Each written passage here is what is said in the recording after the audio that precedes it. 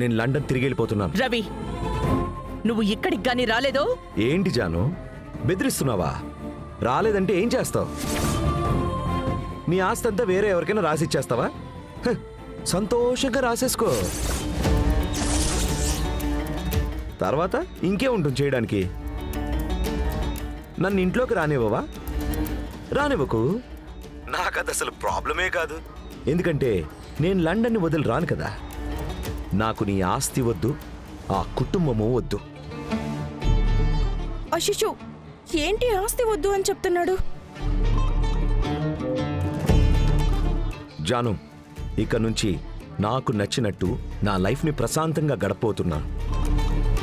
డబ్బుల గురించి నాకు ఏ భయం లేదు. నేను సంపాదించుకుంటాను. ఇప్పుడు నాకు ఫ్రీడమే ముఖ్యం. బాయ్.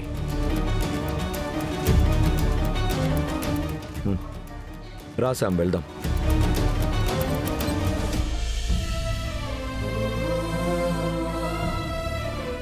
ఏమంటున్నాడు అత్తయ్య? లక్షణంగా ఉన్న అబ్బాయిని ఊరు వదిలి వెళ్లిపోయేట చేశారే, వాడు మళ్ళీ ఎప్పుడు తిరిగి వస్తాడు?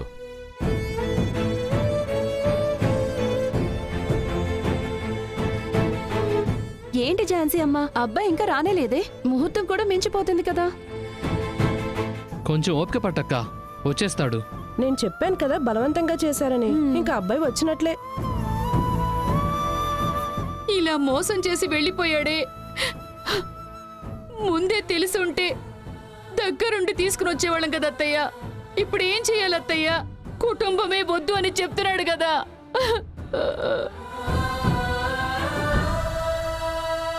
మీనా, వాడు చాలా తెలివిగా ఇదంతా ప్లాన్ చేసుకున్నాడు.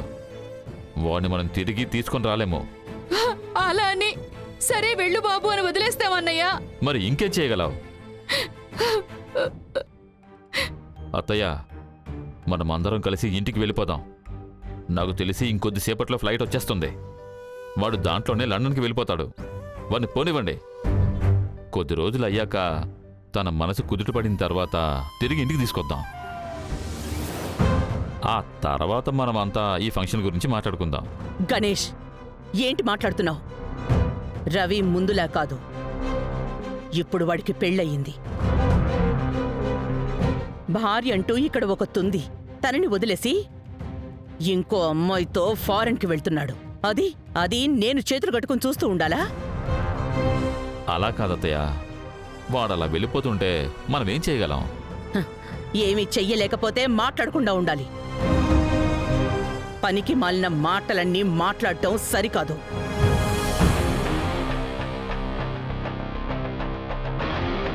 ఝాన్సీ అమ్మ, మేమిద్దరమైనా ఎయిర్పోర్ట్కి వెళ్ళి బావను ఒప్పించి తీసుకుని రమ్మంటారా? ఏయ్, నువ్వు అక్కడవే. అత్తయ్య ఫోన్ చేస్తే తీయటమే లేదు. నువ్వు రమ్మంటే వచ్చేస్తాడా? ఆలోచించి మాట్లాడలేదన్నా. అత్తయ్య, నేను వాడు అమ్మనే కదా.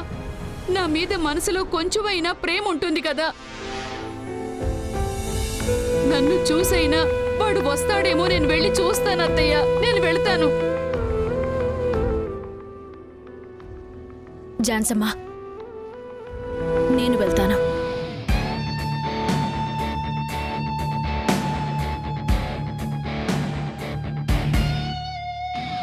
నీ మనవడు ఎక్కడికి వెళ్ళడు, ఇక్కడికే తీసుకుని వస్తాను. ఆయన చేత్తోనే ఈరోజు ఈ తాళిదారం మారుతుంది. ఇదే జరుగుతుంది. ఎవరు భయపడకండి, ధైర్యంగా ఉండండి.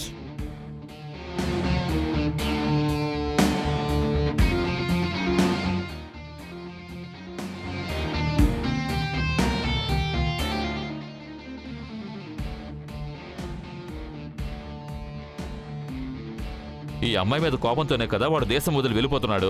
ఇప్పుడు ఇది పిలిస్తే వచ్చేస్తాడట. ఇది అసలు జరిగేలా ఉందా?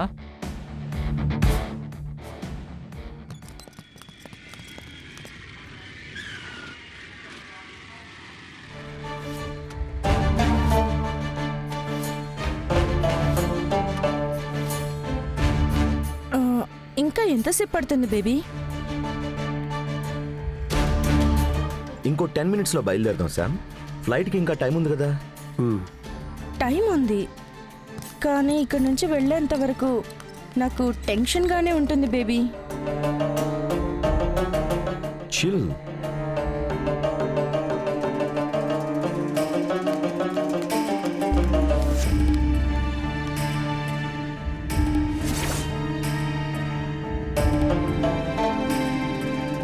రవి సార్,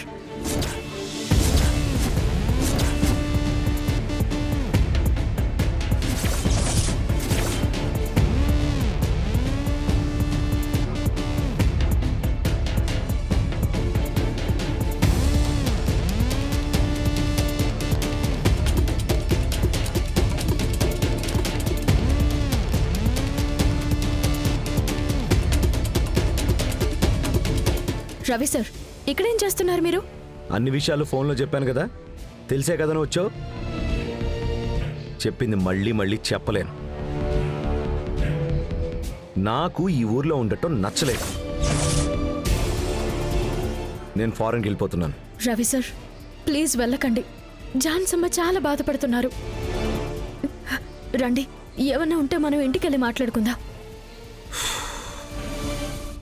ఇంకా మాట్లాడడానికి ఏమీ లేదు. నిన్ను వదిలేసి నేను ఎంత దూరంగా వెళ్ళిపోతానో నేను అంతకంత హ్యాపీగా ఉంటాను. ఇన్ని రోజులు జాను కోసం ఊరుకున్నాను. జానునే నా సంతోషం గురించి ఆలోచించినప్పుడు నేనెందుకు తన సంతోషం గురించి ఆలోచించాలి? రవి సార్, అర్థం చేసుకోండి. జాన్సమ్మ నిజంగా చాలా బాధపడుతున్నారు. రండి వెళ్దాం. ఏయ్, తను రాను అని చెప్తున్నాడు కదా, నువ్వెందుకు కంపెల్ చేస్తున్నావు? ఇది మా ఫ్యామిలీ ప్రాబ్లం. నువ్వు మధ్యలోకి వస్తే బాగోదు. వదిలే. తను ఎంత అరిచినా కూడా నేనైతే తిరిగి వెళ్ళను. ఇక్కడ తను ఏం చేయగలదు? Ravi sir, please. బాగా అడుక్కో బంగారి. నువ్వు అడుక్కునే చూసి నా మనసు అలా కరిగిపోవాలి. అడుక్కో అడుక్కో. ఆ? రవి సార్, నా మీద కోపం ఉంటే నాతో గొడవ పడండి, తిట్టండి. ఇలా ఫ్యామిలీని వద్దు అని వెళ్ళిపోవడం అంటే తప్పు రవి సార్. మీ అమ్మ, నాన్న, జాన్సమ్మ, మీ చెల్లి, ఇల్లు అందరినీ వదిలేసి ఇలా సెంటిమెంట్తో మాట్లాడితే నా మనసు ఏం కరగదని నీకు తెలుసు కదా. ఎందుకు ట్రై చేస్తున్నావు? ఇలా చూడు, నువ్వు ఎంత అడిగినా నేను ఊర్లో అయితే ఉండను. ఇంకా కూడా నీ డ్రామా నమ్మటానికి you think I'm a fool. పోపో. ఆ మెడలో ఉన్న తాళి తీసేసి కుదిరితే నీ లైఫ్ నువ్వు చూసుకో. ఆ? లేదా ఇలా చివరి వరకు అలా సింగిల్గానే ఉండిపో. ఆ? అది నీ ఇష్టం. నాకెటువంటి ప్రాబ్లం లేదు. Your life, your choice.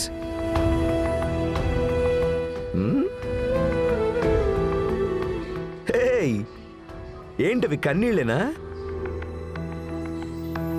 ఓ, ఏడుపు వస్తుందా? ఏడువేడు. నువ్వు ఎంత ఏడ్చినా సరే నేను మాత్రం ఇంటికి రాను.